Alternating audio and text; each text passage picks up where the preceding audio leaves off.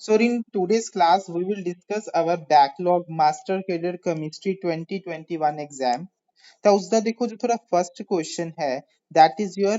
from the stereo chemistry ਤੋਂ ਦੇਖੋ ਇਹ ਕੁਐਸਚਨ ਹੈ ਤੁਹਾਡਾ from the general organic chemistry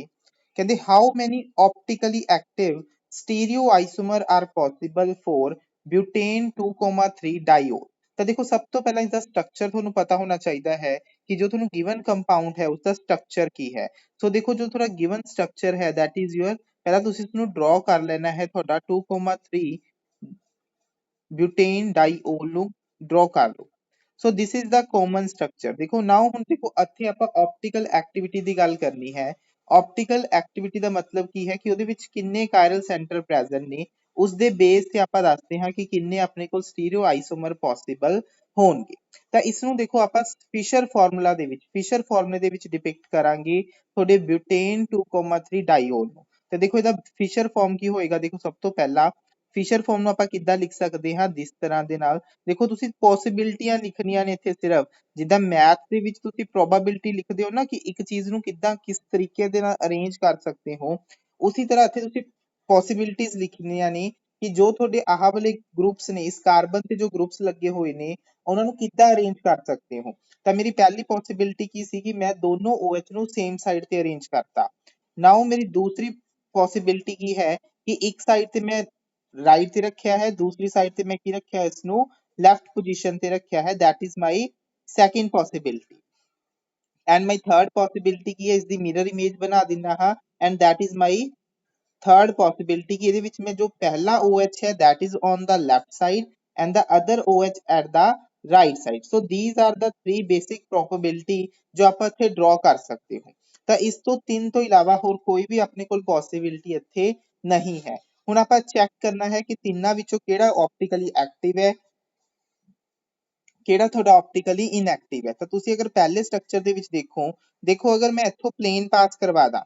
let's suppose ਕਿ ਅਗਰ ਮੈਂ ਇੱਥੋਂ ਪਲੇਨ ਪਾਸ ਕਰਵਾਤਾ ਤਾਂ ਜਿਸ ਨੂੰ ਮੈਂ ਕੀ ਕਹਿ ਰਿਹਾ ਹਾਂ ਪਲੇਨ ਆਫ ਸਿਮੈਟਰੀ ਤਾਂ ਤੁਸੀਂ ਦੇਖ ਸਕਦੇ ਹੋ ਅਗਰ ਮੈਂ ਇੱਥੋਂ ਪਲੇਨ ਪਾਸ ਕਰਵਾਵਾਂ ਤਾਂ ਅੱਪਰ ਹਾਫ ਤੇ ਜੋ ਥੋੜਾ ਲੋਅਰ ਹਾਫ ਹੈ they are exactly the mirror images of each other ਤਾਂ ਇਸ ਤਰ੍ਹਾਂ ਦੇ ਸਟਰਕਚਰ ਜਿਹਦੇ ਵਿੱਚ ਇੱਕ ਪਲੇਨ ਪਾਸ ਕਰਵਾਉਣ ਦੇ ਨਾਲ ਥੋੜਾ ਇੱਕ ਹਾਫ ਦੂਸਰੇ ਦਾ ਮਿਰਰ ਇਮੇਜ ਬਣ ਜਾਂਦਾ ਹੈ ਇਸ ਤਰ੍ਹਾਂ ਦੇ ਕੰਪਾਊਂਡ ਨੂੰ ਆਪਾਂ ਬੋਲਦੇ ਹਾਂ ਤੁਹਾਡੀ ਮੀਜ਼ੋਫੋਰਮ ਐਂਡ ਜੋ ਤੁਹਾਡੀ ਮੀਜ਼ੋਫੋਰਮ ਹੁੰਦੀ ਹੈ that is your optically inactive ਉਹ ਕੀ ਹੁੰਦੀ ਹੈ ਤੁਹਾਡੀ optically inactive ਹੁੰਦੀ ਹੈ ਪਰ ਕੁਐਸਚਨ ਚ ਆਪਾਂ ਨੂੰ ਪੁੱਛਿਆ ਗਿਆ ਹੈ ਜੋ ਕਿ ਤੁਹਾਡਾ optically active ਹੈ so that means ਜੋ ਤੁਹਾਡਾ ਫਰਸਟ ਕੰਪਾਊਂਡ ਹੈ ਉਹਦੇ ਵਿੱਚ plane of symmetry present ਹੋਣ ਕਰਕੇ ਕੰਪਾਊਂਡ ਕੀ ਹੋਏਗਾ ਤੁਹਾਡਾ optically inactive ਹੋਏਗਾ that means it is not able to rotate the plane polarized light to your clockwise or anti-clockwise direction ਮੈਂ ਸ਼ਾਇਦ ਕੱਲ ਦੇ ਲੈਕਚਰ 'ਚ ਵੀ ਦੱਸਿਆ ਸੀ ਕਿ ਅਗਰ plane polarized light ਥੋੜੀ clockwise direction 'ਚ rotate ਕਰਦੀ ਹੈ ਤਾਂ ਉਸ ਨੂੰ ਆਪਾਂ ਬੋਲਦੇ ਹਾਂ ਤੁਹਾਡਾ dextroform ਅਗਰ ਉਹ ਐਂਟੀ ਕਲੋਕਵਾਈਜ਼ ਰੋਟੇਟ ਕਰਦੀ ਹੈ ਤਾਂ ਉਸ ਨੂੰ ਆਪਾਂ ਬੋਲਦੇ ਹਾਂ ਤੁਹਾਡਾ ਲੀਵੋਫੋਰਮ that are experimental quantity now ਦੇਖੋ in structure second and second ਤੇ ਥਰਡ ਕੀ ਹੈ ਤੁਹਾਡੇ ਆਪਟੀਕਲੀ ਐਕਟਿਵ ਨੇ both are enantiomer of each other optically active ਨੇ non superimposable mirror images ਨੇ ਆਪਟੀਕਲ ਐਕਟਿਵ ਹੋਣ ਕਰਕੇ non superimposable mirror images ਹੋਣ ਕਰਕੇ they are your enantiomers ਤਾਂ ਇਹਦਾ ਆਨਸਰ ਕੀ ਆਏਗਾ ਤੁਹਾਡਾ 2 there are two optical stereoisomers that are possible for your butane 2,3 diol ਅਗਰ ਪੁੱਛਦੇ ਕਿ ਆਪਾਂ ਇਹਨੂੰ ਕਿੰਨੇ ਤਰੀਕੇ ਨਾਲ ਅਰੇਂਜ ਕਰ ਸਕਦੇ ਹਾਂ ਫਿਰ 3 ਆ ਜਾਂਦਾ ਬਟ ਆਪਟੀਕਲੀ ਐਕਟਿਵ ਕਿੰਨੇ ਨੇ ਤੁਹਾਡੇ ਉਹਨਾਂ ਵਿੱਚੋਂ ਸਿਰਫ 2 ਨੇ ਐਂਡ ਜੋ ਤੁਹਾਡਾ ਇੱਕ ਫਾਰਮ ਹੈ that is your mesoform that is your optically inactive ਤਾਂ ਫਰਸਟ ਕੁਐਸਚਨ ਦਾ ਆਨਸਰ ਕੀ ਆਏਗਾ ਤੁਹਾਡਾ B option that is 2 question number 2 देखो जो क्वेश्चन नंबर 2 है that is repeated question ਕਹਿੰਦੇ given ਜੋ ਤੁਹਾਡੇ ਕੋਲ given compounds ਨੇ ਉਹਨਾਂ ਵਿੱਚੋਂ ਦੱਸਣਾ ਹੈ ਤੁਸੀਂ the most reactive towards alcoholic KOH ਦੇਖੋ ਜੋ alcoholic KOH ਹੁੰਦਾ ਹੈ ਉਹ ਤੁਹਾਡਾ elimination ਕਰਵਾਉਂਦਾ ਹੈ to form your alkene to form your double bond ਜਾਂ alkene ਕਹਿ ਸਕਦੇ ਹਾਂ ਆਪਾਂ ਤਾਂ ਤੁਸੀਂ ਚੈੱਕ ਕਰਨਾ ਹੈ ਕਿ given options ਦੇ ਵਿੱਚੋਂ ਕਿਹੜਾ ਐਲਕੀਨ ਦੀ ਫਾਰਮੇਸ਼ਨ ਸਭ ਤੋਂ ਜ਼ਿਆਦਾ ਫਾਸਟ ਕਰੇਗਾ ਤਾਂ ਦੇਖੋ ਇਹਦਾ ਆਨਸਰ ਕੀ ਆਏਗਾ ਤੁਹਾਡਾ C ਆਪਸ਼ਨ ਮੈਂ ਤੁਹਾਡੇ ਨਾਲ ਡਿਸਕਸ ਕਰਦਾ ਹਾਂ ਕਿਉਂ ਆਏਗਾ ਤਾਂ ਦੇਖੋ ਇਹਦੇ ਵਿੱਚ ਦੇਖੋ ਸਟਰਕਚਰ ਕੀ ਹੈ CH3 C double bond O CH2 CH2Br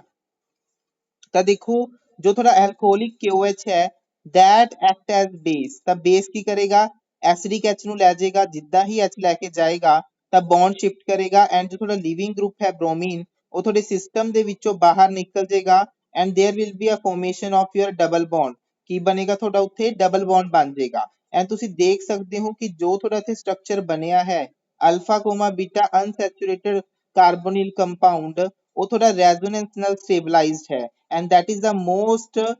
major product ਕਹਿ ਸਕਦੇ ਹਾਂ ਮੋਸਟ ਸਟੇਬਲ ਪ੍ਰੋਡਕਟ ਅਗਰ ਕੋਈ ਐਲਕੀਨ ਥੋੜੀ ਰੈਜ਼ੋਨੈਂਸ ਨਾਲ ਸਟੇਬਲ ਹੈ ਤਾਂ ਉਹ ਬਹੁਤ ਹੀ ਜਲਦੀ ਫਾਰਮ ਕਰੇਗੀ ਸੋ ਇਸੇ ਕਰਕੇ ਸੈਕਿੰਡ ਕੁਐਸਚਨ ਦਾ ਆਨਸਰ ਕੀ ਆਏਗਾ ਤੁਹਾਡਾ ਸੀ ਆਪਸ਼ਨ ਦੇਖੋ ਬਾਕੀਆਂ 'ਚ ਵੀ ਥੋੜੀ ਐਲਕੀਨ ਫਾਰਮੇਸ਼ਨ ਹੋ ਸਕਦੀ ਹੈ ਬਟ ਉੱਥੇ ਜੋ ਥੋੜੀ ਐਲਕੀਨ ਹੋਏਗੀ ਉਹ ਸਿਰਫ ਹਾਈਪਰ ਕੌਨਜੂਗੇਸ਼ਨ ਨਾਲ ਸਟੇਬਲ ਹੋ ਸਕਦੀ ਹੈ ਬਟ ਜੋ ਥੋੜਾ ਸੀ ਆਪਸ਼ਨ ਹੈ ਉਹਦੇ ਵਿੱਚ ਰੈਜ਼ੋਨੈਂਸ ਦੇ ਨਾਲ due to the presence of your carbonyl group resonance ਦੇ ਨਾਲ ਤੁਹਾਡਾ ਜੋ ਡਬਲ ਬੌਂਡ ਬਣ ਰਿਹਾ ਹੈ ਉਹ ਰੈਜ਼ੋਨੈਂਸ ਦੇ ਨਾਲ ਸਟੇਬਲ ਹੋ ਰਿਹਾ ਹੈ ਤਾਂ ਸੈਕਿੰਡ ਦਾ ਆਨਸਰ ਕੀ ਆਏਗਾ ਤੁਹਾਡਾ ਸੀ ਆਪਸ਼ਨ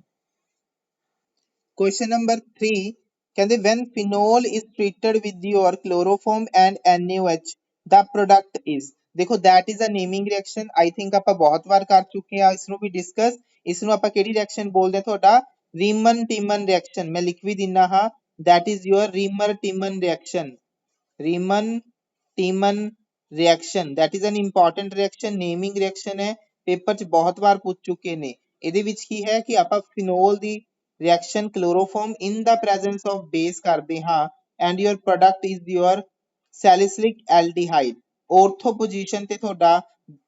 ਐਲਡੀਹਾਈਡ ਗਰੁੱਪ ਆ ਕੇ ਕੀ ਹੋ ਜਾਂਦਾ ਹੈ ਇੱਥੇ ਅਟੈਚ ਹੋ ਜਾਂਦਾ ਹੈ and the product is known as your salicylic aldehyde ਧਿਆਨ ਦੇਣ ਵਾਲੀਆਂ ਦੋ ਗੱਲਾਂ ਨੇ ਇਸ ਰਿਐਕਸ਼ਨ ਦੇ ਵਿੱਚ ਕਿ ਇਸ ਰਿਐਕਸ਼ਨ ਦੇ ਵਿੱਚ ਜੋ ਤੁਹਾਡਾ ਇੰਟਰਮੀਡੀਏਟ ਬਣਦਾ ਹੈ ਜੋ ਤੁਹਾਡਾ ਇੰਟਰਮੀਡੀਏਟ ਬਣਦਾ ਹੈ that is your ਡਾਈਕਲੋਰੋਕਾਰਬੀਨ ਉਹ ਕੀ ਹੁੰਦਾ ਤੁਹਾਡਾ ਡਾਈਕਲੋਰੋਕਾਰਬੀਨ ਹੈ ਜੋ ਕਿ ਐਕਟ ਕਰਦਾ ਹੈ ਐਜ਼ ਅ ਇਲੈਕਟ੍ਰੋਫਾਈਲ ਐਜ਼ ਅ ਇਲੈਕਟ੍ਰੋਫਾਈਲ ਇਹ ਪੁਆਇੰਟ ਬਸ ਤੁਸੀਂ ਇੱਥੇ ਮੇਨ ਧਿਆਨ ਦੇ ਵਿੱਚ ਰੱਖਣਾ ਹੈ ਕਿ ਇਸ ਰਿਐਕਸ਼ਨ ਦੇ ਵਿੱਚ ਇੱਕ ਤਾਂ ਪ੍ਰੋਡਕਟ ਕੀ ਹੈ ਉਹ ਧਿਆਨ ਰੱਖਣਾ ਹੈ दूसरा इंपॉर्टेंट पॉइंट कि इस रिएक्शन का इंटरमीडिएट की है that is your डाइक्लोरोकार्बीन that is your डाइक्लोरोकार्बीन which act as your electrophile in the given reaction the third the answer की आएगा थोड़ा that is your salicylic aldehyde the D answer आएगा question number 4 which of the following reacts faster with a mixture of anhydrous zinc chloride and concentrated HCl देखो जो ਤੁਹਾਨੂੰ given ਦਿੱਤਾ ਹੈ ਇਹਦੇ ਵਿੱਚ ਦੇਖੋ ਜੋ anhydrous zinc chloride and concentrated HCl ਹੈ ਇਸ ਨੂੰ ਆਪਾਂ ਬੋਲਦੇ ਹਾਂ ਤੁਹਾਡਾ Lucas reagent that is known as your Lucas reagent I think ਇਹ ਕੁਐਸਚਨ ਵੀ ਰਿਪੀਟ ਹੋ ਗਿਆ ਹੈ ਆਲਰੇਡੀ ਪਹਿਲਾਂ ਲੁਕਾਸ reagent ਨੂੰ ਆਪਾਂ ਯੂਜ਼ ਕਰਦੇ ਹਾਂ to distinguish between primary secondary and tertiary alcohol ਇਸ ਨੂੰ distinguish ਕਰਨ ਲਈ ਆਪਾਂ use ਕਰਦੇ ਹਾਂ ਤਾਂ ਜਦੋਂ ਤੁਸੀਂ alcohol ਦੀ reaction ਕਰਵਾਉਂਦੇ ਹੋ ਲੁਕਾਸ reagent ਦੇ ਨਾਲ ਅਗਰ ਉਹ ਤੁਹਾਡਾ primary alcohol ਹੈ ਤਾਂ reaction ਨੂੰ ਤੁਸੀਂ ਮੰਨ ਸਕਦੇ ਹੋ ਇੱਕ day ਲੱਗ ਸਕਦਾ ਹੈ 1 day ਲੱਗ ਜਾਂਦਾ ਹੈ complete ਹੋਣ ਦੇ ਵਿੱਚ white turbidity appear ਹੋਣ ਦੇ ਵਿੱਚ ਅਗਰ ਤੁਹਾਡਾ secondary alcohol ਹੈ ਤਾਂ ਉਹ ਤੁਹਾਡਾ within 15 to 30 minutes reaction ਦੇ ਦਿੰਦਾ ਹੈ but ਅਗਰ ਤੁਹਾਡਾ tertiary alcohol ਹੈ ਤਾਂ within 5 minutes ਤੁਹਾਡਾ white turbidity ਕੀ ਕਰ ਦਿੰਦਾ ਹੈ form ਕਰ ਦਿੰਦਾ ਹੈ ਤਾਂ ਇਸ ਤਰ੍ਹਾਂ ਤੁਸੀਂ ਇਸ ਨੂੰ as the distinction test use ਕਰਦੇ ਹੋ to distinguish between your primary secondary and tertiary alcohol ਤਾਂ ਦੇਖੋ fast react ਕਿਹਦੇ ਨਾਲ ਕਰਦਾ ਹੈ ਤੁਹਾਡੇ tertiary alcohol ਦੇ ਨਾਲ ਤਾਂ ਇੱਥੇ ਆਨਸਰ ਕੀ ਆਏਗਾ ਤੁਹਾਡਾ A option that is your trimethyl carbinol sorry that is also known as your tertiary butyl alcohol that is also known as your tertiary butyl alcohol that is your trimethyl carbinol देखो बाकी ਦੇ ਜੋ options ਨੇ isopropyl that is your secondary alcohol ethanol and propanol are your primary alcohol ਤਾਂ fourth ਦਾ ਸਭ ਤੋਂ ਜ਼ਿਆਦਾ fast reaction ਇਹ ਤੁਹਾਡੇ ਟਰਸ਼ਰੀ ਐਲਕੋਹਲ ਦੇ ਨਾਲ ਕਰਦਾ ਹੈ ਤਾਂ ਇਹਦਾ ਆਨਸਰ ਕੀ ਆਏਗਾ ਤੁਹਾਡਾ A option question number 5 the structure of the compound that gives a tribromo derivative on treatment with bromine water I think ਇਹ question ਆਪਾਂ already discuss ਕਰ ਚੁੱਕੇ ਹਾਂ ਪਹਿਲਾਂ ਵੀ ਕਿ ਬ੍ਰੋਮੀਨ ਵਾਟਰ ਹੈ ਤਾਂ ਬ੍ਰੋਮੀਨ ਵਾਟਰ ਦੇ ਨਾਲ ਤੁਹਾਡਾ ਟਰਾਈ ਸਬਸਟੀਟਿਊਟਡ ਪ੍ਰੋਡਕਟ ਬਣਦਾ ਹੈ ਫਿਨੋਲ ਦੇ ਵਿੱਚ ਐਂਡ ਟਰਾਈ ਸਬਸਟੀਟਿਊਟਡ ਪ੍ਰੋਡਕਟ ਕਿੱਥੇ ਮਿਲਦਾ ਹੈ ਤੁਹਾਡਾ ਔਰਥੋ ਪੈਰਾ ਪੋਜੀਸ਼ਨਸ ਤੇ ਕਿੱਥੇ ਮਿਲਦਾ ਹੈ ਔਰਥੋ ਪੈਰਾ ਪੋਜੀਸ਼ਨਸ ਤੇ ਤੁਹਾਡਾ ਬ੍ਰੋਮੀਨ ਜਾ ਕੇ ਕੀ ਹੋ ਜਾਂਦਾ ਹੈ ਅਟੈਚ ਹੋ ਜਾਂਦਾ ਹੈ ਲੈਟਸ ਸਪੋਜ਼ ਜਾਂ ਤੁਹਾਡਾ ਫਿਨੋਲ ਹੈ ਤਾਂ ਇਸ ਦੀਆਂ ਔਰਥੋ ਪੋਜੀਸ਼ਨਸ ਤੇ ਪੈਰਾ ਪੋਜੀਸ਼ਨਸ ਤੇ ਤੁਹਾਡਾ ਬ੍ਰੋਮੀਨ ਜਾ ਕੇ ਲੱਗਦਾ ਹੈ that is your trisubstituted product and ਇਹ ਤੁਹਾਡੇ ਪੋਲਰ ਸੋਲਵੈਂਟ ਦੇ ਵਿੱਚ ਹੁੰਦਾ ਹੈ ਤਾਂ ਇੱਥੇ ਤੁਸੀਂ ਦੇਖ ਸਕਦੇ ਹੋ ਇਹ ਆਪਸ਼ਨ ਦੇ ਵਿੱਚ ਦੇਖੋ ortho position already occupied ਹੈ so it can't form your tribromo derivative so ਇਹ ਆਪਸ਼ਨ ਰਿਜੈਕਟਡ ਹੈ B ਚ ਦੇਖੋ para position already occupied ਹੈ B option rejected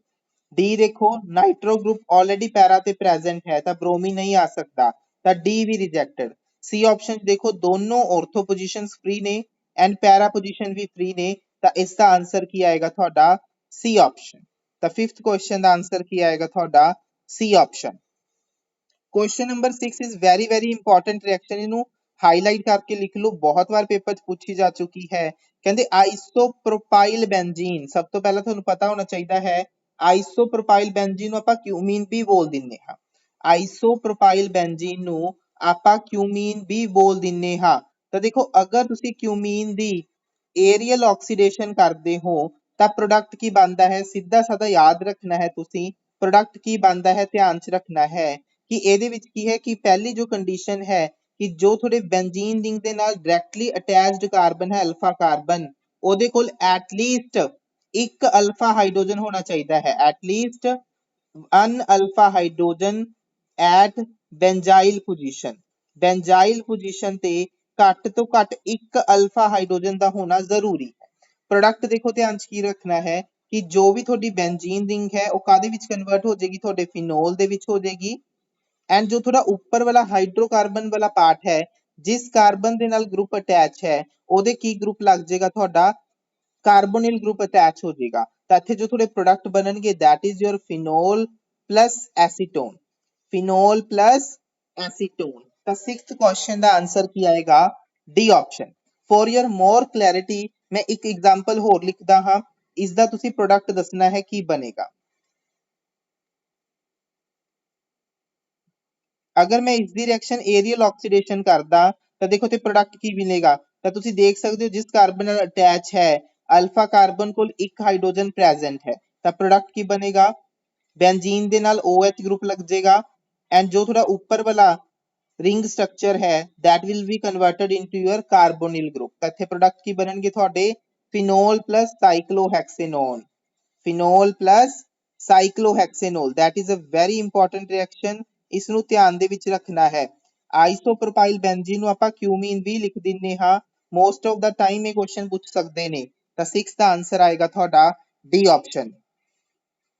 question number 7 the most suitable reagent for the conversion of your primary alcohol to aldehyde with the same number of carbo atom ਤਾਂ ਦੇਖੋ ਤੁਸੀਂ primary alcohol ਨੂੰ convert ਕਰਨਾ ਹੈ aldehyde ਦੇ ਵਿੱਚ ਤਾਂ ਪ੍ਰਾਇਮਰੀ ਅਲਕੋਹਲ ਨੂੰ ਐਲਡੀਹਾਈਡ ਦੇ ਵਿੱਚ ਕਨਵਰਟ ਕਰਨ ਦੇ ਲਈ ਕਿ ਰਿਐਕਸ਼ਨ ਤੁਹਾਡੀ ਐਲਡੀਹਾਈਡ ਸਟੈਪ ਤੱਕ ਹੀ ਰੁਕ ਜੇ ਆਪਾਂ ਕੀ ਯੂਜ਼ ਕਰਦੇ ਹਾਂ ਤੁਹਾਡੇ ਮਾਈਲਡ ਆਕਸੀਡਾਈਜ਼ਿੰਗ ਏਜੰਟ ਜਿਨ੍ਹਾਂ ਵਿੱਚ ਤੁਹਾਡੇ ਬੇਸਿਕਲੀ ਆਉਂਦੇ ਨੇ ਪੀਸੀਸੀ ਤੇ ਪੀਡੀਸੀ ਪ੍ਰੀਡੀਨੀਅਮ ਕਲੋਰੋਕ੍ਰੋਮੇਟ ਪ੍ਰੀਡੀਨੀਅਮ ਡਾਈਕ੍ਰੋਮੇਟ ਅਗਰ ਤੁਸੀਂ ਚਾਹੁੰਦੇ ਹੋ ਕਿ ਜੋ ਤੁਹਾਡਾ ਐਲਡੀਹਾਈਡ ਬਣਿਆ ਹੈ that is further oxidized to your carboxylic acid ਤਾਂ ਆਪਾਂ ਉੱਥੇ ਯੂਜ਼ ਕਰਦੇ ਹਾਂ ਤੁਹਾਡਾ strong oxidizing agent ਜਿਨ੍ਹਾਂ ਦੇ ਵਿੱਚ ਆਂਦਾ ਹੈ ਤੁਹਾਡਾ K2Cr2O7 KMnO4 and the third one is your Jones reagent that is your Jones reagent CrO3/H2SO4 that is your Jones reagent ਤਾਂ mild ਤੇ ਜੋ ਥੋੜੇ strong ਨੇ ਸਟਰੋਂਗ ਲਿਗੈਂਡ ਕੀ ਕਰਦੇ ਨੇ ਆਕਸੀਡਾਈਜ਼ਿੰਗ ਏਜੰਟ ਤੁਹਾਡੇ ਐਸਿਡ ਤੱਕ ਰਿਐਕਸ਼ਨ ਨੂੰ ਸਟਾਪ ਕਰਵਾਉਂਦੇ ਨੇ ਐਂਡ ਪ੍ਰੋਡਕਟ ਐਸਿਡ ਹੁੰਦਾ ਹੈ ਬਟ ਅਗਰ ਤੁਸੀਂ ਚਾਹੁੰਦੇ ਹੋ ਕਿ ਰਿਐਕਸ਼ਨ ਤੁਹਾਡੀ ਐਲਡੀਹਾਈਡ ਸਟੇਜ ਤੱਕ ਹੀ ਸਟਾਪ ਕਰ ਜੇ ਤਾਂ ਆਪਾਂ ਉੱਥੇ ਯੂਜ਼ ਕਰਦੇ ਹਾਂ ਤੁਹਾਡੇ ਮਾਈਲਡ ਆਕਸੀਡਾਈਜ਼ਿੰਗ ਏਜੰਟ ਤਾਂ 7th ਦਾ ਆਨਸਰ ਆਏਗਾ ਤੁਹਾਡਾ C option question number 8 that is your naming reaction alcohol carboxylic acid ਹੈ ਅਗਰ ਕਾਰਬੋਕਸਿਲਿਕ ਐਸਿਡ ਦੀ ਰਿਐਕਸ਼ਨ ਤੁਸੀਂ chlorine in the presence of red phosphorus ਕਰਦੇ ਹੋ so that is your Hell-Vollard-Zalensky reaction Helmholtz Zelensky reaction, that is also known as in short form HVZ reaction। HVZ reaction देखो हुंदा की है कि जो थोड़ा एक अल्फा हाइड्रोजन है that will be replaced by your chlorine या जो भी थोड़ा हैलोजन ग्रुप गिवन है ਉਸ ਦੇ ਨਾਲ ਰਿਪਲੇਸ ਹੋ ਜਾਂਦਾ ਹੈ so that is the product in your HVZ that is your first product. अगर इस ਦੇ ਵਿੱਚ ਐਲਕੋਹਲਿਕ KOH ਪਾ ਦਿੰਨੇ ਹੋ ਤਾਂ ਅੱਜ ਦਾ ਦੇਖੋ ਜੋ ਆਪਣਾ ਸੈਕਿੰਡ ਜਾਂ ਥਰਡ ਕੁਐਸਚਨ ਸੀ ਐਲਕੋਹਲਿਕ KH ਤੇ ਮੈਂ ਕੀ ਦੱਸਿਆ ਐਲਕੋਹਲਿਕ KOH ਕੀ ਕਰਦਾ ਹੈ ਤੁਹਾਡਾ एलिमिनेशन करवांदा है ਤਾਂ ਇੱਥੋਂ ਤੁਹਾਡਾ HCl ਮੋਲੀਕਿਊਲ ਬਾਹਰ ਨਿਕਲ ਜਾਏਗਾ there will be a formation of your double bond ਤਾਂ ਜੋ ਤੁਹਾਡਾ फाइनल प्रोडक्ट बनेगा that will be your C option that will be your C option alcoholic KOH ਤੁਹਾਡਾ एलिमिनेशन ਨੂੰ फेवर करता है इस पॉइंट ਨੂੰ ध्यान रखना। Question number 9 self condensation of 2 moles of ethyl acetate in the presence of your sodium ethoxide। देखो जो थोड़ा सोडियम इथोक्साइड है Na positive OC2H5 negative that act as a base. ਤਾਂ देखो अगर इथाइल एसीटेट है सब तो पहले इसका स्ट्रक्चर ड्रॉ करते हाँ देखो इथाइल एसीटेट की है this is the structure of your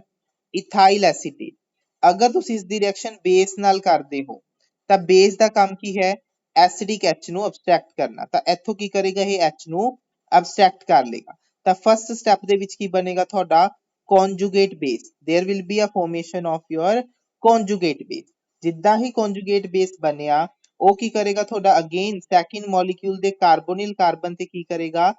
attack ਕਰੇਗਾ ਐਂਡ ਇਥੋਕਸੀ ਗਰੁੱਪ ਕੀ ਹੋ ਜਾਏਗਾ ਤੁਹਾਡਾ ਬਾਹਰ ਲੀਵ ਕਰ ਜਾਏਗਾ ਸਿਸਟਮ ਦੇ ਵਿੱਚੋਂ so there will be elimination of your ethoxy group. तो देखो अल्टीमेटली देखो प्रोडक्ट बनया की है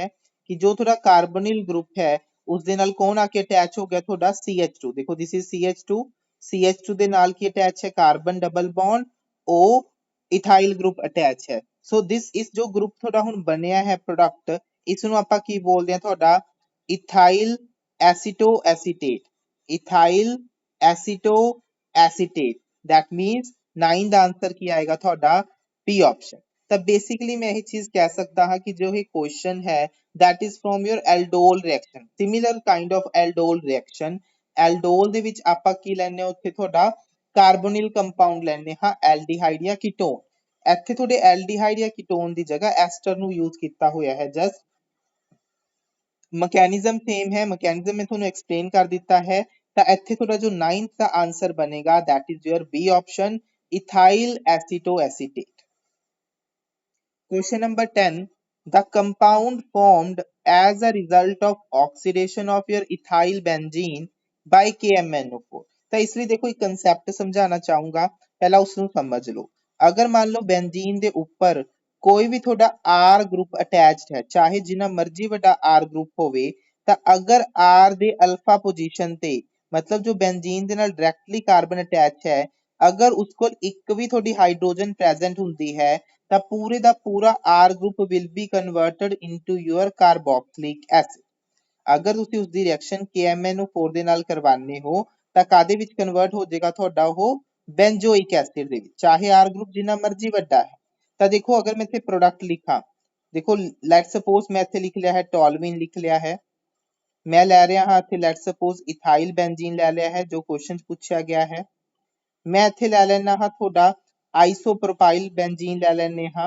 या मान लेट सपोज है ना कि आइसोप्रोपाइल बेंजीन ले लिया है अगर तुसी इन्हां दी रिएक्शन करवाने हो थोड़े KMnO4 दे नाल ਤਾਂ ਇਹਨਾਂ ਸਭ ਦਾ ਪ੍ਰੋਡਕਟ ਕੀ ਬਣੇਗਾ ਤੁਹਾਡਾ ਬੈਂਜੋਇਕ ਐਸਿਡ ਸਾਰੇ ਦਾ ਸਾਰਾ ਜੋ R group ਹੈ that will be converted into your carboxylic acid because ਇਹਨਾਂ ਦੀ ਅਲਫਾ ਪੋਜੀਸ਼ਨ ਤੇ ਐਟਲੀਸਟ ਇੱਕ ਹਾਈਡਰੋਜਨ ਤਾਂ ਤੁਹਾਡਾ ਪ੍ਰੈਜ਼ੈਂਟ ਹੈ। ਨਾਓ ਲੈਟ ਸਪੋਜ਼ ਕਿ ਅਗਰ ਮੈਂ ਇਸ ਦੀ ਰਿਐਕਸ਼ਨ ਥੋੜੀ ਟਰਸ਼ਰੀ ब्यूटाइल बेंजीन ਦੇ ਨਾਲ ਕਰਵਾ ਦਿੱਤੀ ਤਾਂ what will be the product formed ਇੱਥੇ ਕੀ ਆਏਗਾ no reaction ਕਿਉਂ ਕਿਉਂਕਿ ਜੋ ਤੁਹਾਡਾ ਅਲਫਾ ਕਾਰਬਨ ਹੈ that doesn't contain any hydrogen ਉਸ ਕੋਲ ਕੋਈ ਹਾਈਡਰੋਜਨ ਪ੍ਰੈਜ਼ੈਂਟ ਨਹੀਂ ਹੈ ਤਾਂ ਕਰਕੇ ਇਹ ਰਿਐਕਸ਼ਨ ਪ੍ਰੋਸੀਡ ਨਹੀਂ ਹੋ ਸਕਦੀ। ਆਹ ਕੁਐਸਚਨ ਤੁਹਾਡਾ ਪੁੱਛਿਆ ਜਾ ਚੁੱਕਿਆ ਹੈ ਪ੍ਰੀਵੀਅਸ ਈਅਰ ਦੇ ਵਿੱਚ ਤਾਂ 10th ਦਾ ਹੁਣ ਦੇਖੋ ਆਨਸਰ ਕੀ ਆਏਗਾ ਇਥਾਈਲ ਬੈਂਜ਼ੀਨ ਨੂੰ ਅਗਰ ਆਪਾਂ ਆਕਸੀਡਾਈਜ਼ ਕਰਦੇ ਹਾਂ that will be converted to your benzoic acid ਤਾਂ 10th ਦਾ ਆਨਸਰ ਕੀ ਆਏਗਾ ਤੁਹਾਡਾ D option. Question number 11. The reaction of chloroform and alcoholic KOH with your para-toluene gives. देखो that is also a naming reaction, that is your carbamine reaction. Carbylamine test ਕਹਿ ਸਕਦੇ ਹੋ ਜਿਸ ਨੂੰ ਤੁਸੀਂ, ਜਾਂ ਜਿਸ ਨੂੰ ਆਪਾਂ ਆਈਸੋਸਾਇਨਾਈਡ ਟੈਸਟ ਬੋਲ ਦਿੰਨੇ ਹਾਂ। ਇੱਕ ਇੰਪੋਰਟੈਂਟ ਪੁਆਇੰਟ ਹੋਰ ਲਿਖ ਲਓ ਇਸ ਦੇ ਨਾਲ, ਜੋ ਇਹ ਟੈਸਟ ਹੈ that is given by only 1 degree aliphatic and aromatic amines। ਸਿਰਫ ਤੁਹਾਡੇ 1 degree aliphatic ਤੇ aromatic amines ਹੀ ਇਸ reactions ਨੂੰ ਦਿੰਦੇ ਨੇ, secondary ਤੇ tertiary amines ਇਸ ਟੈਸਟ ਨੂੰ ਨਹੀਂ ਦਿੰਦੇ। ਤਾਂ ਜੋ ਤੁਹਾਡਾ ਕਾਰਬਲਮਾਈਨ ਰਿਐਕਸ਼ਨ ਹੈ ਜਾਂ ਆਈਸੋਸਾਇਨਾਈਡ ਟੈਸਟ ਹੈ, that can be used to distinguish between your primary, secondary and tertiary amines। ਦੇਖੋ ਤੁਹਾਡਾ ਪੈਰਾਟੋਲੂਡੀਨ ਦਿੱਤਾ ਹੈ, ਪੈਰਾਟੋਲੂਡੀਨ ਕੀ ਹੈ, ਪੈਰਾ ਪੋਜੀਸ਼ਨਸ ਤੇ ਤੁਹਾਡਾ ਮਿਥਾਈਲ ਗਰੁੱਪ ਅਟੈਚ ਹੈ ਐਂਡ ਦੇਖੋ ਕੀ ਗਰੁੱਪ ਅਟੈਚ ਹੈ ਨਾਈਟ੍ਰੋਜਨ NH2 ਅਮਾਈਨ ਗਰੁੱਪ। ਤਾਂ ਅਗਰ ਤੁਸੀਂ ਇਸ ਦੀ reaction ਕਲੋਰੋਫਾਰਮ in the presence of alcoholic KOH ਕਰਦੇ ਹੋ ਤਾਂ ਜੋ ਤੁਹਾਡਾ amine group ਹੈ NH2 that will be converted into your isocyanide group, isocyanide group। ਤਾਂ ਇੱਥੇ ਜੋ ਤੁਹਾਡਾ ਪ੍ਰੋਡਕਟ ਆਏਗਾ that is your B option। ਠੀਕ ਹੈ, ਇਸ ਦੀ ਜੋ ਸਮੈਲ ਹੁੰਦੀ ਹੈ very ਸਮੈਲੀ ਹੁੰਦਾ ਹੈ, ਬਹੁਤ ਹੀ ਗੰਦੀ ਸਮੈਲ ਹੁੰਦੀ ਹੈ, ਜਿਸ ਤੋਂ ਆਪਾਂ ਨੂੰ ਇਸ ਦਾ ਪਤਾ ਲੱਗਦਾ ਹੈ ਇਸ ਦੀ ਫਾਰਮੇਸ਼ਨ ਬਾਰੇ। ਸੋ ਇੱਥੋਂ ਆਪਾਂ ਇਸ ਨੂੰ as a distinction test use ਕਰਦੇ ਹਾਂ from your primary amines from your secondary and tertiary। ਅਗਰ ਤੁਸੀਂ distinguish ਕਰਨਾ ਚਾਹੁੰਦੇ ਹੋ we can use your carbamine or isocyanide test। Question number 12. When nitrobenzene is treated with your zinc and KOH, the product obtained is। ਤਾਂ ਦੇਖੋ ਅਗਰ ਤੁਸੀਂ ਨਾਈਟ੍ਰੋਬੈਂਜ਼ੀਨ ਦੀ reaction ਲਿਖ ਲਓ, ਇੰਪੋਰਟੈਂਟ ਪੁਆਇੰਟ ਹੈ, ਅਗਰ ਤੁਸੀਂ ਨਾਈਟ੍ਰੋਬੈਂਜ਼ੀਨ ਦੀ ਰਿਐਕਸ਼ਨ ਕਰਵਾਉਂਦੇ ਹੋ ਜ਼ਿੰਕ ਦੇ ਨਾਲ ਇਨ ਦਾ ਪ੍ਰੈਜ਼ੈਂਸ ਆਫ KOH, ਤਾਂ ਦੇਖੋ ਇੱਥੇ ਕੀ ਹੁੰਦਾ ਹੈ, ਅਗਰ ਦੇਖੋ ਮੰਨ ਲਓ ਇਹ ਰਿਐਕਸ਼ਨ ਦਿੱਤਾ ਤਾਂ ਵੀ ਸੇਮ ਹੈ, ਅਗਰ ਤੁਹਾਨੂੰ ਦਿੱਤਾ ਹੈ ਲੀਥੀਅਮ ਐਲੂਮੀਨੀਅਮ ਹਾਈਡਰਾਈਡ ਤਾਂ ਵੀ ਪ੍ਰੋਡਕਟ ਤੁਹਾਡਾ ਸੇਮ ਰਹੇਗਾ। ਇੱਥੇ ਕੀ ਬਣਦਾ ਹੈ ਤੁਹਾਡਾ ਐਜ਼ੋਬੈਂਜ਼ੀਨ, there will be a formation of your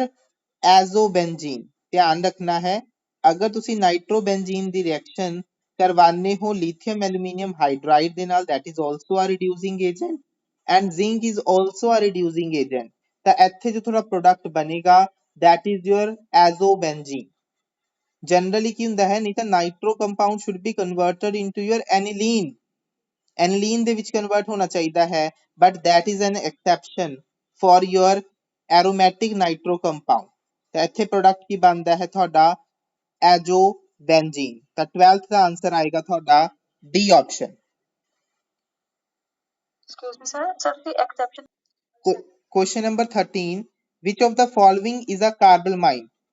ठीक है, ਆਪਾਂ ਹੁਣੇ ਡਿਸਕਸ ਕਰਕੇ ਹਟੇ ਹਾਂ that is your isocyanide। ਤਾਂ ਆਨਸਰ ਕੀ ਆਏਗਾ ਤੁਹਾਡਾ D option, that is your isocyanide test, ਜਿਹਦੇ ਵਿੱਚ ਤੁਹਾਡਾ isocyanide ਬਣਦਾ ਹੈ, ਫਾਊਲ ਸਮੈਲ ਕਰਦਾ ਹੈ, that is your D option। 13 the answer ਆਏਗਾ ਤੁਹਾਡਾ D option।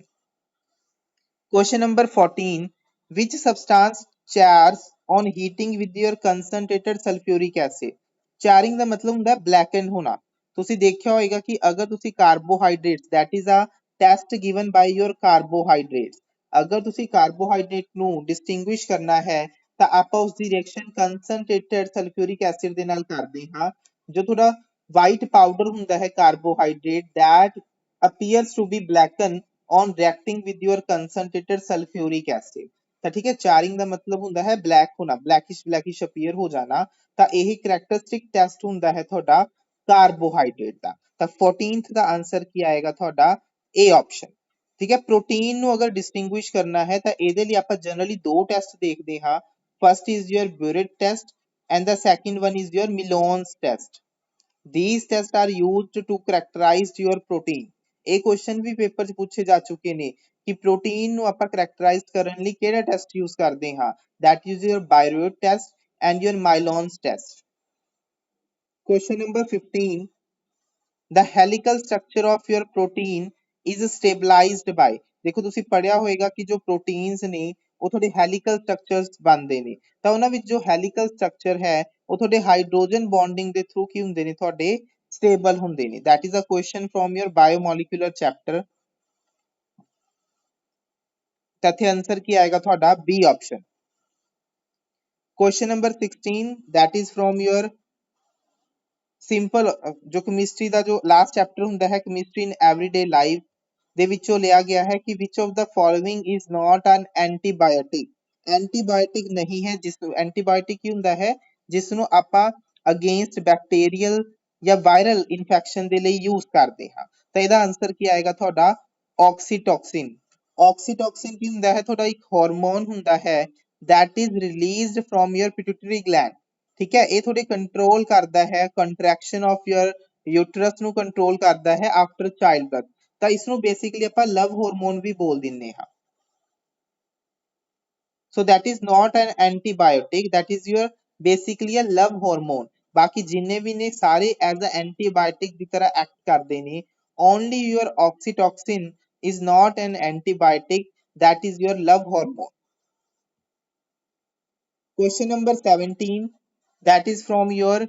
mole concept कि when 48 gram of methane is burned with excess oxygen how many gram of carbon dioxide will be produced। ਤਾਂ ਇਹਨਾਂ ਦੇਖੋ ਇਹਨਾਂ ਲਈ ਕੀ ਕਰਨਾ ਹੁੰਦਾ ਹੈ ਕਿ ਸਭ ਤੋਂ ਪਹਿਲਾਂ ਤੁਸੀਂ ਰਿਐਕਸ਼ਨ ਨੂੰ ਕੀ ਕਰ ਲਓ ਬੈਲੈਂਸ ਕਰ ਲਓ। ਤਾਂ ਅਗਰ ਤੁਸੀਂ ਹਾਈਡਰੋਕਾਰਬਨ ਨੂੰ ਕੰਬਸਟ ਕਰਦੇ ਹੋ in the presence of oxygen there will be a formation of your carbon dioxide plus water। ਤਾਂ ਜੋ ਤੁਹਾਡਾ ਪਹਿਲਾ ਸਟੈਪ ਹੁੰਦਾ ਹੈ that is the balancing of your reaction। ਤਾਂ ਜਿੱਦਾਂ ਹੀ ਤੁਸੀਂ ਰਿਐਕਸ਼ਨ ਨੂੰ ਬੈਲੈਂਸ ਕਰੋਗੇ ਤਾਂ ਤੁਹਾਡੇ ਕੋਲ ਇਹ ਰਿਐਕਸ਼ਨ ਬਣ ਜਾਏਗੀ।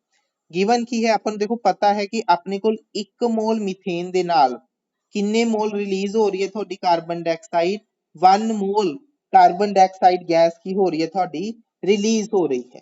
1 ਮੋਲ ਦਾ ਮਤਲਬ ਕਿੰਨੇ ਗ੍ਰਾਮ ਹੋ ਗਏ 16 ਗ੍ਰਾਮ। that means 16 ਗ੍ਰਾਮ ਜਦੋਂ ਤੁਹਾਡਾ ਮੀਥੇਨ ਆਕਸੀਡਾਈਜ਼ਡ ਹੁੰਦਾ ਹੈ ਤਾਂ ਉਹ ਤੁਹਾਡਾ 1 ਮੋਲ ਮਤਲਬ 44 ਗ੍ਰਾਮ ਕਾਰਬਨ ਡਾਈਆਕਸਾਈਡ ਨੂੰ ਕੀ ਕਰਦਾ ਹੈ ਪ੍ਰੋਡਿਊਸ ਕਰਦਾ ਹੈ। but in a given question they have asked for 48 gram.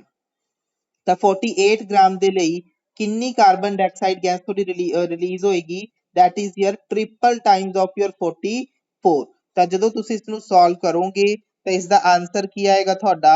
132 gram 132 gram. ਤਾਂ ਇਹਦਾ ਆਨਸਰ ਕੀ ਆਏਗਾ ਤੁਹਾਡਾ C option। 17th ਦਾ ਆਨਸਰ ਕੀ ਆਏਗਾ ਤੁਹਾਡਾ C option। question number 18 to which period question number 18 to which period and group does the element with electronic configuration it belongs। ਤਾਂ ਦੇਖੋ 287 ਲਾਸਟ ਦੇ ਵਿੱਚ ਦੇਖੋ ਕਿੰਨੇ ਇਲੈਕਟ੍ਰੋਨ ਨੇ 7 ਨੇ and total atomic number ਕਿੰਨਾ ਹੈ 17 and ਜੋ 17 ਹੁੰਦਾ ਹੈ that is of chlorine and chlorine ਕਿਸ ਫੈਮਿਲੀ ਦਾ ਹੈ ਤੁਹਾਡੇ ਹੈਲੋਜਨ ਫੈਮਿਲੀ ਦਾ ਹੈ and ਜੋ ਤੁਹਾਡਾ ਹੈਲੋਜਨ ਫੈਮਿਲੀ ਹੈ that belongs to your group 17 that belongs to your group 17। group 17 ਦੇ ਵਿੱਚ ਦੇਖੋ ਪਹਿਲਾ ਐਲੀਮੈਂਟ ਕਿਹੜਾ ਆਂਦਾ ਹੈ ਤੁਹਾਡਾ ਫਲੋਰੀਨ ਆਂਦਾ ਹੈ second is your chlorine। ਤਾਂ ਜੋ ਫਲੋਰੀਨ ਹੈ that is from the second period ਤੇ ਕਲੋਰੀਨ ਕਿਹੜੇ ਪੀਰੀਅਡ ਦਾ ਹੋਏਗਾ ਥਰਡ ਪੀਰੀਅਡ ਦਾ। ਤੇ ਇਹਦਾ ਆਨਸਰ ਕੀ ਆਏਗਾ 17th group and third period। ਤਾਂ 18th ਦਾ ਆਨਸਰ ਕੀ ਆਏਗਾ ਤੁਹਾਡਾ A option। question number 19 ਵੈਸੇ question number 19 ਮੈਂ ਸਭ ਨੂੰ ਸੋਲਵ ਕਰਕੇ WhatsApp ਤੇ ਪਰਸਨਲੀ ਭੇਜ ਚੁੱਕਿਆ ਆਲਰੇਡੀ ਪਰ ਫਿਰ ਵੀ ਆਪਾਂ ਕੁਐਸਚਨ ਡਿਸਕਸ ਕਰਾਂਗੇ। the most probable speed for hydrogen molecule at 0 degree Celsius is। ਤਾਂ ਦੇਖੋ most probable speed ਕੀ ਹੁੰਦੀ ਹੈ that is equals to your root 2RT by m। m is the molecular mass। ਮੈਂ ਪਹਿਲਾਂ ਵੀ ਕਹਿ ਚੁੱਕਿਆ ਹਾਂ ਕਿ ਜੋ ਤੁਹਾਡੇ ਫਿਜ਼ੀਕਲ ਦੇ ਕੁਐਸਚਨਸ ਹੁੰਦੇ ਨੇ ਉਹਨਾਂ ਵਿੱਚ ਨੂਮੈਰੀਕਲ ਦਾ ਬਹੁਤ ਹੀ ਵੱਡਾ ਹੱਥ ਹੁੰਦਾ ਹੈ। ਤਾਂ ਜਸਟ ਫਾਰਮੂਲਾ ਬੇਸਡ ਕੁਐਸਚਨ ਹੈ ਵੈਲਿਊ ਨੂੰ ਪੁੱਟ ਕਰਦੇ ਹਾਂ। ਦੇਖੋ 2 into r ਦੀ ਵੈਲਿਊ ਕਿੰਨੀ ਹੈ 8.314 ਜਾਊਲ ਪਰ ਕੈਲਵਿਨ ਪਰ ਮੋਲ। टेम्परेचर 0 डिग्री सेल्सियस मतलब 273 केल्विन पुट करो डिवाइडेड बाय मोलर मास कितना हुंदा है थोड़ा हाइड्रोजन मॉलिक्यूल H2 ਦਾ 2 ग्राम पर मोल 2 ग्राम पर मोल। ਹੁਣ ਦੇਖੋ ਆਪਾਂ ਯੂਨਿਟਸ ਨੂੰ ਕੈਨਸਲ ਆਊਟ ਕਰਨਾ ਹੈ ਤਾਂ ਤੁਹਾਡੀ ਜੋ ਜਾਊਲ ਹੁੰਦੀ ਹੈ ਜਾਊਲ ਕਾਦੇ ਇਕੁਅਲ ਹੁੰਦਾ ਹੈ that is equals to kg metre square per second square. ਤਾਂ ਅਗਰ ਮੈਂ ਇਸ ਨੂੰ ਸੋਲਵ ਕਰਨਾ ਹਾਂ ਤਾਂ ਇੱਥੇ ਯੂਨਿਟ ਨੂੰ ਪੁੱਟ ਕਰੋ ਤਾਂ ਯੂਨਿਟ ਨੂੰ ਅਗਰ ਪੁੱਟ ਕਰੋਗੇ ਤਾਂ ਆਪਾਂ ਦੇਖੋ ਇਸ ਨੂੰ ਕਨਵਰਟ ਕਰਦੇ ਹਾਂ 2 into 8.314 ਦੇਖੋ ਕੈਲਵਿਨ ਦੇ ਨਾਲ ਪਰ ਕੈਲਵਿਨ ਤੁਹਾਡਾ ਕੀ ਹੋ ਜਾਏਗਾ ਕੈਂਸਲ ਹੋ ਜਾਏਗਾ ਪਰ ਮੋਲ ਦੇ ਨਾਲ ਪਰ ਮੋਲ ਕੈਂਸਲ ਬਚਿਆ ਕੀ ਤੁਹਾਡਾ ਜਾਊਲ ਬਚਿਆ ਕੀ ਤੁਹਾਡਾ ਜਾਊਲ ਬਚਿਆ ਹੈ ਤਾਂ ਦੇਖੋ ਇੱਥੇ ਜਾਊਲ ਆਪਾਂ ਲਿਖ ਦਾਂਗੇ ਪਹਿਲਾਂ ਲਿਖ ਦਿੰਦੇ ਹਾਂ 273 ਜਾਊਲ ਦੀ ਯੂਨਿਟ ਕੀ ਹੁੰਦੀ ਹੈ ਤੁਹਾਡੀ kg metre square per second square divided by 2 gram ਹੈ ਦੇਖੋ ਗ੍ਰਾਮ ਨੂੰ ਆਪਾਂ ਕਿਲੋਗ੍ਰਾਮ ਚ ਕਨਵਰਟ ਕਰ ਲੈਣੇ ਹਾਂ ਤਾਂ ਕਿ ਆਪਾਂ ਯੂਨਿਟ ਨੂੰ ਕੀ ਕਰ ਸਕੀਏ ਕੈਂਸਲ ਆਊਟ ਕਰ ਸਕੀਏ ਤਾਂ ਹੁਣ ਦੇਖੋ ਤੁਸੀਂ ਦੇਖ ਸਕਦੇ ਹੋ ਕਿ ਮੈਂ ਇਥੋਂ ਯੂਨਿਟ ਕਿਲੋਗ੍ਰਾਮ ਦੇ ਨਾਲ ਕਿਲੋਗ੍ਰਾਮ ਕੈਂਸਲ ਤਾਂ ਜੋ ਵੀ ਮੈਂ ਇੱਥੇ ਸੋਲਵ ਕਰਾਂਗਾ ਜੋ ਵੀ ਮੈਂ ਇੱਥੇ ਸੋਲਵ ਕਰਾਂਗਾ ਉਹਦਾ ਆਨਸਰ ਕਾਦੇ ਵਿੱਚ ਆਏਗਾ ਦੇਖੋ ਰੂਟ ਹੈ ਮੀਟਰ ਸਕੁਆਇਰ ਦਾ ਰੂਟ ਕੀ ਆਏਗਾ ਮੀਟਰ ਪਰ ਸੈਕਿੰਡ ਸਕੁਆਇਰ ਦਾ ਰੂਟ ਕੀ ਆਏਗਾ ਪਰ ਸੈਕਿੰਡ ਤਾਂ ਸਪੀਡ ਦੀ ਯੂਨਿਟ ਦੇਖੋ ਮੀਟਰ ਪਰ ਸੈਕਿੰਡ ਆ ਰਹੀ ਹੈ ਨਾ ਤਾਂ ਬਸ ਇਸ ਨੂੰ ਸੋਲਵ ਕਰਨਾ ਹੈ ਤਾਂ ਜਦੋਂ ਤੁਸੀਂ ਇਸ ਨੂੰ ਸੋਲਵ ਕਰੋਗੇ ਤਾਂ ਇਸ ਦਾ ਆਨਸਰ ਕੀ ਆਏਗਾ ਤੁਹਾਡਾ ਸੀ ਆਪਸ਼ਨ ਬਸ ਧਿਆਨ ਕੀ ਰੱਖਣਾ ਹੈ ਯੂਨਿਟਸ ਦਾ ਫਿਜ਼ੀਕਲ ਦੇ ਵਿੱਚ ਯੂਨਿਟਸ ਬਹੁਤ ਹੀ ਜ਼ਿਆਦਾ ਇੰਪੋਰਟੈਂਟ ਰੋਲ ਪਲੇ ਕਰਦੇ ਨੇ ਤਾਂ ਤੁਸੀਂ ਦੇਖ ਸਕਦੇ ਹੋ यूनिट्स में लिखे मेरा क्वेश्चन बहुत ही इजीली सॉल्व हो गया अगर तुसी यूनिट्स नहीं लिख रहे दैट मींस क्वेश्चन डेफिनेटली थोड़ा रॉन्ग होएगा तुसी कदे भी सही आंसर नहीं कर सकते न्यूमेरिकल दा इन फिजिकल केमिस्ट्री कि अगर तुसी उसदी न्यूमेरिकल दा यूनिट्स नहीं लिख रहे नाल ਤਾਂ 19 ਦਾ ਆਨਸਰ ਕੀ ਆਏਗਾ ਤੁਹਾਡਾ ਇੱਥੇ ਸੀ ਆਪਸ਼ਨ क्वेश्चन नंबर 20 ਕਹਿੰਦੇ ਇੱਕ ortho compound ਹੈ ਇੱਕ meta compound ਹੈ that is your di substituted ortho ਲਈ ਤੁਹਾਨੂੰ ਐਂਗਲ ਗਿਵਨ ਹੈ meta ਲਈ ਐਂਗਲ ਗਿਵਨ ਹੈ ਰਿਜ਼ਲਟੈਂਟ ਡਾਈਪੋਲ ਮੂਵਮੈਂਟ ਪੁੱਛ ਰਹੇ ਨੇ ਬਈ ਰੇਸ਼ੋ ਪੁੱਛ ਰਹੇ ਨੇ ਤਾਂ ਦੇਖੋ ਆਪਣੇ ਕੋਲ ਕੀ ਹੈ let's suppose this is your ortho and this is your Meta देखो दोनों ग्रुप आइडेंटिकल ने ਤਾਂ ਅਗਰ ਮੈਂ ਇਸ ਦਾ ਡਾਈਪੋਲ ਮੂਵਮੈਂਟ ਮਿਊ ਲਿਖ ਰਿਹਾ ਹਾਂ ਤਾਂ ਇਸ ਦਾ ਵੀ ਡਾਈਪੋਲ ਮੂਵਮੈਂਟ ਕੀ ਆਏਗਾ ਮੇਰੇ ਕੋਲੇ ਮਿਊ ਹੀ ਆਏਗਾ ਸਿਮਿਲਰਲੀ ਮੈਟਾ ਲਈ ਵੀ यहाँ ਮਿਊ ਆਏਗਾ ਐਂਡ ਮੈਟਾ ਪੋਜੀਸ਼ਨ ਤੇ ਇੱਥੇ ਵੀ ਮਿਊ ਆਏਗਾ ਐਂਡ ਰਿਜ਼ਲਟੈਂਟ ਡਾਈਪੋਲ ਮੂਵਮੈਂਟ ਆਪਾਂ ਕਿਸ ਫਾਰਮੂਲੇ ਨਾਲ ਲਿਖਦੇ ਹਾਂ ਸਭ ਨੂੰ ਪਤਾ ਹੋਣਾ ਚਾਹੀਦਾ ਹੈ that is your mu1 square plus mu2 square plus 2 mu1 mu2 cos theta theta मतलब the angle between the two dipoles ਇਹਦੇ ਲਈ ਕਿੰਨਾ ਐਂਗਲ ਦਿੱਤਾ ਹੈ 60 ਮੈਟਾ ਲਈ ਕਿੰਨਾ ਐਂਗਲ ਦਿੱਤਾ ਹੈ 120 ਜਸਟ ਰੇਸ਼ੋ ਕੈਲਕੂਲੇਟ ਕਰਨੀ ਹੈ ratio of your ortho divided by para value put करो आंसर पाओ देखो mu1 mu2 दोनों सेम ने तो mu square plus 2 mu into mu cos 60 divided by mu square plus 2 mu into mu cos 120 जो mathematics ਦੇ स्टूडेंट्स ने पता होएगा cos 60 ਦੀ वैल्यू हाफ ਹੁੰਦੀ है cos 120 that is your minus half just mathematical step ने बच्चे जस्ट सॉल्व करना है मैथमेटिकली ਤਾਂ ਅਗਰ ਤੁਸੀਂ ਇਸ ਨੂੰ ਮੈਥਮੈਟਿਕਲੀ ਸੋਲਵ ਕਰੋਗੇ ਤਾਂ ਇਸ ਦਾ ਆਨਸਰ ਕੈਲਕੂਲੇਟ ਕਰਨਾ ਹੈ जस्ट वैल्यू पुट कर रहे हैं नथिंग एल्स ਤਾਂ ਅਗਰ ਤੁਸੀਂ ਇਸ ਨੂੰ ਮੈਥਮੈਟਿਕਲੀ ਸੋਲਵ ਕਰੋਗੇ ਉੱਪਰ ਕਿੰਨਾ ਬਣੇਗਾ √3/2 ਨੀਚੇ ਕਿੰਨਾ ਬਣੇਗਾ ਹਾਫ ਤਾਂ ਆਨਸਰ ਕਿੰਨਾ ਆਏਗਾ √3 ਐਂਡ √3 ਕਿੰਨਾ ਹੁੰਦਾ ਹੈ ਤੁਹਾਡਾ 1.732 that is the answer that means 20 ਦਾ ਆਨਸਰ ਕੀ ਆਏਗਾ ਤੁਹਾਡਾ B option question number 21 arrange the following molecules in decreasing bond length देखो बॉन्ड लेंथ ਤੁਸੀਂ ਪੜਿਆ ਹੋਏਗਾ ਕਿ ਜੋ ਥੋੜਾ ਬੌਂਡ ਆਰਡਰ ਹੁੰਦਾ ਹੈ that is inversely proportional to bond length ਤਾਂ ਸਭ ਤੋਂ ਪਹਿਲਾਂ ਆਪਾਂ ਹਰ ਇੱਕ ਮੋਲੀਕਿਊਲ ਦਾ ਕੀ ਕੈਲਕੂਲੇਟ ਕਰ ਲੈਣੇ ਹਾਂ ਬੌਂਡ ਆਰਡਰ ਤਾਂ ਬੌਂਡ ਆਰਡਰ ਕੈਲਕੂਲੇਟ ਕਰਨ ਦੇ ਲਈ ਮੈਂ ਤੁਹਾਨੂੰ ਇੱਕ ਟ੍ਰਿਕ ਦੱਸੀ ਸੀ that is 3 0.5 into n n ਕੀ ਇੱਥੇ number of electrons greater or less than 14 14 ਤੋਂ ਕਿੰਨੇ ਜ਼ਿਆਦਾ ਜਾਂ ਕਿੰਨੇ ਘੱਟ ਨੇ ਉਹ n ਦੀ ਇੱਥੇ ਵੈਲਿਊ ਹੈ ਜਸਟ ਇੱਥੇ ਵੈਲਿਊ ਪੁੱਟ ਕਰਕੇ ਆਨਸਰ ਨੂੰ ਸੋਲਵ ਕਰਨਾ ਹੈ ਤਾਂ ਆਪਾਂ ਇੱਥੇ ਕੈਲਕੂਲੇਟ ਕਰਦੇ ਹਾਂ O2 2 ਨੈਗੇਟਿਵ ਕਿੰਨੇ ਇਲੈਕਟ੍ਰੋਨ ਨੇ O2 2 ਨੈਗੇਟਿਵ ਦੇ ਵਿੱਚ ਟੋਟਲ 18 ਆਕਸੀਜਨ ਕਿੰਨੇ ਹੁੰਦੇ ਨੇ 8 8 दूनी 16 ਦੋ ਨੈਗੇਟਿਵ ਚਾਰਜ ਕਰਕੇ ਟੋਟਲ ਕਿੰਨੇ ਨੇ 18 मतलब n ਦੀ ਵੈਲਿਊ ਕਿੰਨੀ ਹੈ 4 ਅਗਰ n 4 ਹੈ ਤਾਂ ਵੈਲਿਊ ਕਿੰਨੀ ਬਣ ਗਈ 3 0.5 into 4 that means bond order कितना बन गया 1 bond order कितना आ गया 1 next देखो O2 negative O2 negative is a super oxide कितने इलेक्ट्रॉन ने 17 14 तो कितने ज्यादा ने 3 ਤਾਂ ਫਾਰਮੂਲੇ 'ਚ ਵੈਲਿਊ ਪੁੱਟ ਕਰੋ, ਆਨਸਰ ਪਾਓਗੇ ਕਿੰਨਾ ਆਏਗਾ 1.5।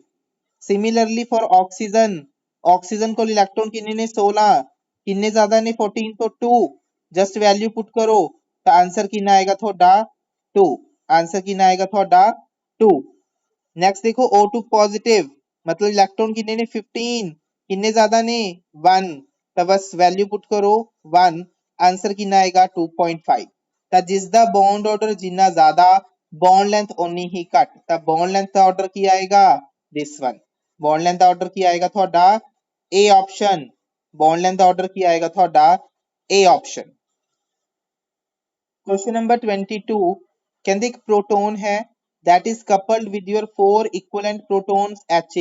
the multiplicity and the intensity of line of Hb। देखो जो प्रोटोन NMR ਦੇ ਵਿੱਚ ਸਿਗਨਲ ਦੀ ਸਪਲਿਟਿੰਗ ਹੁੰਦੀ ਹੈ, Hb ਦਾ ਜੋ ਸਿਗਨਲ ਆਏਗਾ that is due to Ha, HA करके आएगा एंड HA टोटल कितने ने 4 ने, तो 4 मतलब कितने सिग्नल्स बननगे 2 Ni plus 1, that means 2 into 4 I value कितनी ਹੁੰਦੀ ਹੈ प्रोटोन ਦੀ हाफ plus 1, ਤਾਂ टोटल सिग्नल्स कितने ਆਣਗੇ ਤੁਹਾਡੇ 5 ਆਣਗੇ, that means your quintet. And quintet ਦਾ ਆਪਾਂ ਇੰਟੈਂਸਿਟੀ ਰੇਸ਼ੋ ਕਿੱਦਾਂ ਯੂਜ਼ ਕਰਦੇ ਹਾਂ ਤੁਹਾਡੇ ਪਾਸਕਲਸ ਰੂਲ ਦੇ ਨਾਲ, ਤਾਂ ਅਕੋਰਡਿੰਗ ਟੂ ਪਾਸਕਲ ਰੂਲ ਕਿ ਅਗਰ ਤੁਹਾਡੇ n जो थोड़े टोटल सिग्नल क्विंटेट आ रहा है तो जो पंजे लाइंस ने उन्होंने इंटेंसिटी रेशो कितनी होएगी 1:4:6:4:1, तो आंसर की आएगा 22 ਦਾ ਤੁਹਾਡਾ C option, that is according to the Pascal rule. तो 22 ਦਾ आंसर की आएगा ਤੁਹਾਡਾ C ऑप्शन। क्वेश्चन नंबर 23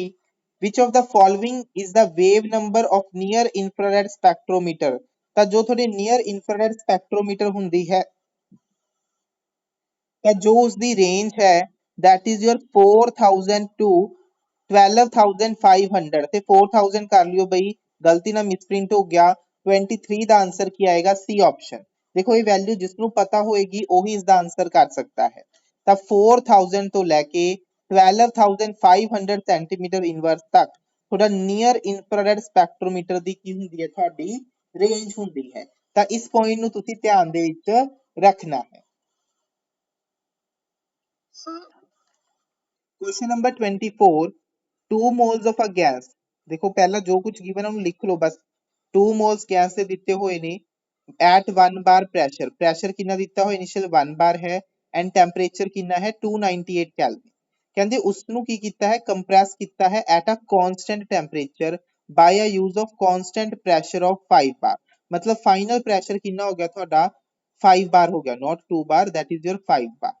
ਤਾਂ ਜੋ ਤੁਹਾਨੂੰ ਗਿਵਨ ਹੈ ਮੈਂ ਉਹ ਲਿਖ ਚੁੱਕਿਆ ਹਾਂ। Now they are saying the work done in joule ਕਿੰਨਾ ਹੋਏਗਾ। ਦੇਖੋ ਵਰਕ ਡਨ ਤੁਸੀਂ ਸ਼ਾਇਦ ਸਭ ਨੇ ਪੜਿਆ ਹੋਏਗਾ, ਵਰਕ ਡਨ ਕਾਦੇ ਇਕੁਅਲ ਹੁੰਦਾ ਹੈ -PdV। ਵਰਕ ਡਨ ਕਾਦੇ ਇਕੁਅਲ ਹੁੰਦਾ ਹੈ ਤੁਹਾਡਾ -PdV। ਦੇਖੋ ਹੁਣ ਇੱਥੇ ਪ੍ਰੈਸ਼ਰ ਤਾਂ ਚਲੋ ਫਿਰ ਵੀ ਗਿਵਨ ਹੈ ਬਟ ਤੁਹਾਨੂੰ ਇੱਥੇ ਆਨਸਰ ਵੋਲਿਊਮ ਦੀ ਟਰਮਸ ਤਾਂ ਦਿੱਤਾ ਹੀ ਨਹੀਂ ਹੈ, ਤਾਂ ਆਪਾਂ ਹੁਣ ਇਹਨੂੰ ਕਨਵਰਟ ਕਰਨਾ ਪਏਗਾ। ਤਾਂ ਤੁਸੀਂ ਦੇਖੋ ਸਭ ਨੇ ਆਈਡੀਅਲ ਗੈਸ ਇਕੁਏਸ਼ਨ ਪੜ੍ਹੀ ਹੋਏਗੀ ਕਿ PV =